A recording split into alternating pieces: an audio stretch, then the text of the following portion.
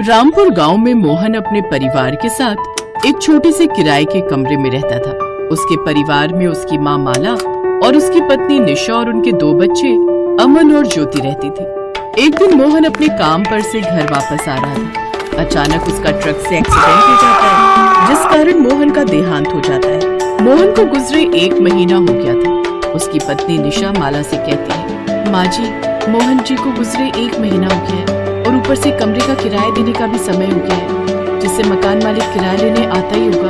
अब हम कहाँ से उनको किराया देंगे? बहू, ये तो तुम सही कह रही हो। हम एक काम करते हैं, इससे पहले खुद मकान मालिक हमें मकान से बेइज्जत करके बाहर निकाले, हम खुद ही कमरे को खाली करके यहाँ से कहीं दूर चले जाएंगे। माला अगले दिन ही अपने परिवार को लेकर और अपना सामान लेकर ट्रेन से किसी दूसरे राज्य मेघालय आ जाती है। और जैसे ही वो लोग ट्रेन से बाहर आते हैं तो जोरदार बारिश हो रही थी। माँ जी, यहाँ तो बहुत तेज बारिश हो रही है। तो फिक्र मत कर बहू, कोई न कोई जगह हम ढूंढ ही लेंगे रहने के लिए। तभी माला रेलवे स्टेशन के पास ही साइड में एक चादर बिछाती है। सब लोग वहाँ बैठ जाते हैं। तभी अमन को बहुत तेज भूख लगती है और वो निशा से कहता है, माँ, मुझे बहुत तेज भूख लग रही है। हाँ माँ, भाई ठीक कह रहा है, मुझे भी बहुत तेज भूख लग रही है। निशा रेलवे स्टेशन के पास कुछ खाने के लिए देखती है तो उसको गर्मा गर्म समोसे बेचता एक आदमी दिखाई देता है। तभी निशा उस समोसे वाले के पास जाती है और उससे 4 समोसे लेती है। भैया, 4 गर्मा गर्म समोसे दे दीजिए। वैसे कितने के हैं 4 समोसे? 60 रुपए के हैं बहन। इतने महंगे? लेकिन क्या करें, सबको भूख भी तो लगी हुई है। ठीक है भैया, दे दीजिए। निशा उस समोसे वाले से 4 समोसे लाती है और सब लोग बैठकर खाते हैं। थोड़ी देर बाद ही उनके पास एक चौकीदार आकर उनको वहाँ से भगा देता है। फिर वो लोग उठकर अपने लिए कहीं रुकने का ठिकाना ढूंढते हैं। तभी निशा को एक खाली झोपड़ी दिखाई पड़ती है। माँ जी, देखो, वहाँ एक खाली झोपड़ी पड़ी है, क्यों ना हम लोग वहीं चले, कहीं इस बारिश में बच्चे भीगकर बीमार न पड़ जाए। बहू, तो कह तो ठीक रही है, इसके सिवा हमारे पास कोई ठिकाना भी नहीं है। माला और सभी बच्चे अपनी रात उस झोपड़ी में गुजारते। फिर अगली सुबह उठकर निशा उस झोपड़ी को देखती है तो अपनी सास से कहती है, माँ जी, क्यों ना हम इसी झोपड़ी को ठीक करके यहीं रहने लगे। माला भी इस बात पर गौर देती है। दोनों सास बहू उस झोपड़ी को ठीक करने लगती हैं और उसके अंदर रहने लगती है। एक दिन निशा अपनी सास से कहती है, माँ जी, ऐसा कब तक चलेगा? मुझे लगता है मुझे कोई काम ढूंढकर काम पर जाना शुरू कर देना चाहिए। अब हमारे पास पैसे खत्म हो जा रहे हैं, मैं काम की तलाश करके आती हूँ। ठीक है बहू, मैं तब तक दोनों बच्चों के पास रहती हूँ। ऐसे बोलकर निशा काम की तलाश में निकल गई और उसको एक घर में झाड़ू पोछे का काम मिल जाता है। अब निशा रोज पहले अपने घर का काम करती और फिर जल्दी से काम पर जाती है। ऐसे ही निशा को 2 महीने काम करते हुए हो गए और एक दिन निशा के मालिक का कहीं और ट्रांसफर हो गया, जिस कारण मालिक उसका हिसाब कर देते हैं। निशा, कल से तुम काम पर मत आना, मेरा कहीं और ट्रांसफर है, जिस कारण हमको यहाँ से जाना पड़ रहा है। और ये लो तुम्हारे पैसे, तुम्हारा हिसाब पूरा हुआ। निशा उदास हो जाती है और उसे आगे की चिंता सताने लगती है। फिर उन पैसों से वो अपनी रसोई का सारा राशन खरीद लेती है।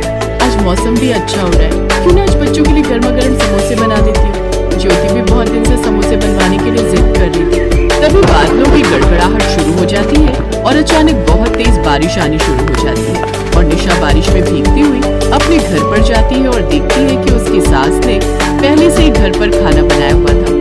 अरे वाह माँ जी, आपने आज मेरे आने से पहले ही खाना बना लिया। पर मैं तो समोसे बनाने का सारा सामान लेकर आई थी। ज्योति बहुत दिन से समोसे बनाने के लिए जिद कर रही थी। बहू, मैंने सोचा तुम बारिश में भीगी हुई आओगी, फिर आकर खाना बनाओगी, इसलिए मैंने खुद बना दिया। अच्छा ठीक है, कोई बात नहीं माँ जी, हम और किसी दिन समोसे बनाकर खा लेंगे। आज दादी के बनाए हुए ही दाल चावल खा लेंगे। फिर सब लोग एक साथ बैठकर खाना खाते हैं और रात को सो जाते हैं। अगले दिन बाहर भी बारिश बहुत तेज हो रही थी। निशा अपनी झोपड़ी का दरवाजा लगा रही थी ताकि बारिश की बौछार अंदर ना आए। तभी निशा का पैर फिसल जाता है और वो नीचे फर्श पर गिर जाती है। तभी ज्योति भागकर अपनी माँ के पास आती है। क्या हुआ माँ, आप गिर कैसे गई? कुछ नहीं बेटी, यहाँ पानी गिरा हुआ था और मैंने देखा नहीं, मेरा पैर फिसल गया था। माँ, आपको ज्यादा चोट तो नहीं लगी ना? नहीं बेटी, बस मुझसे खड़ा नहीं हुआ जा रहा, लगता है पैर में मोच आ गई है। अपनी माँ को दर्द में देखकर ज्योति को बहुत दर्द होता है और वो बिना कुछ सोचे समझे बारिश में ही पास के डॉक्टर के पास जाती है और अपने साथ डॉक्टर को लेकर आती है। निशा जी, आपको रेस्ट की जरूरत है। आपके पैर में मोच आई हुई है, आप जल्दी ठीक हो जाएंगे, फिक्र करने की कोई बात नहीं है। थोड़ी देर बाद वहाँ से डॉक्टर चला जाता है। ऐसे ही निशा को आज 4 दिन हो जाते हैं और एक दिन उसका बेटा कहता है, माँ, आज मुझे समोसे खाने हैं, मेरा खाना खाने का मन नहीं है, मेरे लिए आप समोसे बना दो ना। अमन के कहने पर निशा आराम से नीचे बैठकर समोसे बनाने लगती है। फिर निशा सबके लिए समोसे बनाती है और घर के सब लोग गर्मा गर्म समोसे खाने लगते हैं। तभी अमन कहता है, माँ, आपने तो समोसे बहुत अच्छे बनाए, दुकान वाले अंकल से भी ज्यादा अच्छा है स्वाद आपके समोसे में। हाँ माँ, भाई सही कह रहा है, सच में बहुत अच्छे समोसे बनाए हैं। अगर आप अपने समोसे बनाकर बेचने लगोगी तो आपके समोसे सच में बहुत बिकने लगेंगे। बहू, बच्चे सही कह रहे हैं, क्यों ना तुम समोसे बनाकर बेचने लग। और पास के रेलवे स्टेशन पर देखा है ना तुमने, लोग बारिश के मौसम में कैसे समोसे खाते हैं। निशा अपनी सास की बात सुनकर सोच में पड़ जाती है और वो फैसला करती है समोसे बनाकर बेचने का। फिर जैसे उसका पैर ठीक हो जाता है, वो रेलवे स्टेशन पर ट्रेन में जाकर समोसे बेचने का काम करने लगती है। समोसे ले लो समोसे, गर्मा गर्म समोसे। अरे बहन, मुझे भी एक समोसा दो ना, समोसे की खुशबू तो बहुत अच्छी आ रही है। ऊपर से मेघालय में तो हर दूसरे दिन बारिश होती रहती है, जिससे गर्मा गर्म समोसे खाने का अपना एक अलग ही मजा है। ऐसे ही निशा के सारे समोसे बिकने लगते हैं और लोगों को निशा के हाथ के बने समोसे बहुत अच्छे लगे। जहाँ लोग 2-2 समोसे खा रहे थे, वहीं अब 5-5 समोसे खाते हैं। ऐसे ही निशा के सारे समोसे खत्म हो जाते हैं। उसकी खूब अच्छी कमाई होने लगती है। माँ जी, मेरे सारे समोसे ट्रेन में ही खत्म हो जाते हैं, बल्कि ग्राहक ज्यादा ही हो जाते हैं और समोसे थोड़े पड़ जाते हैं। कल से मैं ज्यादा समोसे बनाकर ले जाया करूँगी। बहू, मैंने बोला था ना, तुम्हारे हाथ के बने समोसे सबको बहुत पसंद आएंगे। अब से मैं भी तुम्हारी समोसे बनवाने में मदद करूँगी। अगले दिन फिर निशा अपनी सास के साथ समोसे बनाती और थोड़ी देर बाद स्टेशन पर पहुंच जाती है। फिर जैसे ही ट्रेन रुकती है, झट से डब्बे में चढ़ जाती है। समोसे ले लो समोसे, गर्मा गर्म समोसे। लोग जैसे ही ट्रेन में समोसे की खुशबू सूंघते तो बस समोसे लेने को झट से तैयार हो जाते। लीजिए भैया, आपके 10 समोसे।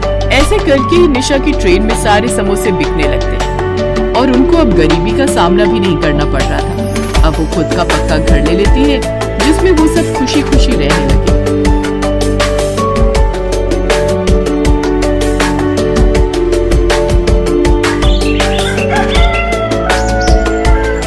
मिर्जापुर गांव में सुधीर अपने बेटे मयंक और पत्नी रुमला के साथ रहता था। सुधीर बहुत गरीब था।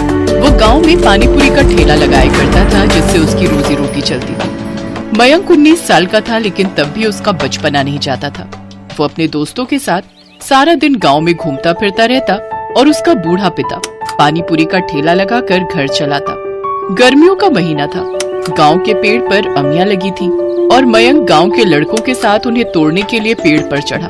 उसने थोड़े से आम तोड़े ही थे कि तभी उसका बैलेंस बिगड़ा और वो नीचे गिर गया। नीचे एक पत्थर था, जिस पर गिरते ही उसकी एक आंख में गहरी चोट लग गई। अरे ये क्या, इसकी आंख से तो खून बह रहा है। जल्दी चलो यहाँ से, नहीं तो इसका इल्जाम हमारे ऊपर ही आएगा। उसके साथ के लड़के वहाँ से भाग गए। फिर किसी ने ठेले पर काम कर रहे सुधीर को खबर दी। सुधीर अपना ठेला वहीं छोड़कर भागे भागे मयंक के पास पहुंचा, जहां वो दर्द के मारे कराह रहा था। वहीं घर पर जब उसकी माँ को गांव वालों ने खबर दी तो वो भी उस ओर दौड़ पड़ी। मयंक बेटा, क्या हुआ तुझे? आँख खोल बेटा।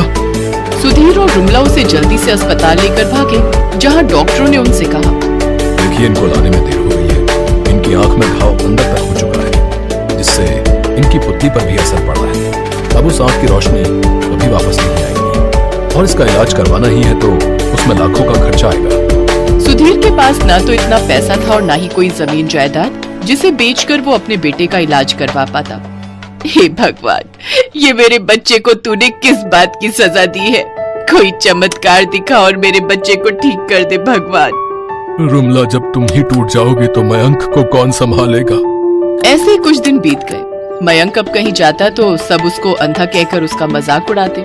ये सुनकर मयंक का दिल टूट जाता है। सुधीर और रुमला ने उसे समझाने की बहुत कोशिश की। अब वो घर पर ही रहता। इधर समय के साथ सुधीर और बूढ़ा होता गया। उसकी तबीयत अब ठीक नहीं रहती। अब वो ज्यादा देर तक ठेले पर नहीं बैठ पाता था। ऐसे ही एक रोज वो तपती गर्मी से राहत पाने के लिए पेड़ की छांव में बैठ गया। थकान के मारे उसकी आंख कब लग गई उसे पता ही नहीं चला। लेकिन जब उसकी आंख खुली तो उसका ठेला चोरी हो चुका था। सुधीर की कमाई का एक जरिया था, अब वो भी नहीं रहा और इसी चिंता में अब वो बीमार रहने लगा और फिर उसने बिस्तर पकड़ लिया। इधर मयंक भी अपने बाबा की हालत देख चिंता में रहने लगा। एक रोज माँ बाबा आप कितने परेशान रहने लगे मुझसे उनकी ये हालत अब देखी नहीं जाती। माँ तू ठीक कहता है बेटा, उनकी ऐसी हालत तो मुझसे भी नहीं देखी जाती। राशन पानी सब खत्म हो रहा है, घर में ना जाने आगे का गुजारा कैसे चलेगा। माँ मैं बाबा की मदद करना चाहता हूँ, अब मैं इस घर की जिम्मेदारी संभालना चाहता हूँ। लेकिन बेटा तुम ऐसी हालत में ये सब कैसे कर पाओगे। माँ अब तुम भी मेरी इस कमी को मेरी कमजोरी मान रही हो। मैंने ऐसे कई लोगों को देखा है जो अपाहिज होते हैं लेकिन फिर भी अपनी मेहनत से रोजी रोटी कमाते हैं, और मैंने बाबा को पानी पूरी बनाते हुए देखा है, तो मैं अच्छे से जानता हूँ कि वो कैसे बनती है। और थोड़ी बहुत मदद की जरूरत होगी तो आप कर देना। लेकिन इन सब सामान के लिए पैसे कहाँ से आएंगे। बेटा यहाँ आओ, मैंने कई साल पहले अपने खाते में 10,000 की एफडी करवाई थी ताकि जरूरत के समय काम आ जाए। तुम अपनी माँ के साथ जाकर वो एफडी तुड़वा लो, अगर वो अब काम नहीं आएगी तो कब काम आएगी। अगले ही दिन मयंक अपनी माँ के साथ बैंक गया और वो पैसे ले आया, जिससे उसने नया ठेला और जरूरत का सामान खरीदा। फिर रुमला ने अपने बेटे का मनोबल बढ़ाने के लिए चूल्हे पर गोलगप्पे बनाने में उसकी मदद की। बाबा अब आप मुझे बताइए कि पानी पूरी का पानी कैसे बनाया जाए। मैं चाहता हूँ कि ग्राहकों को वही लाजवाब स्वाद फिर से मिले।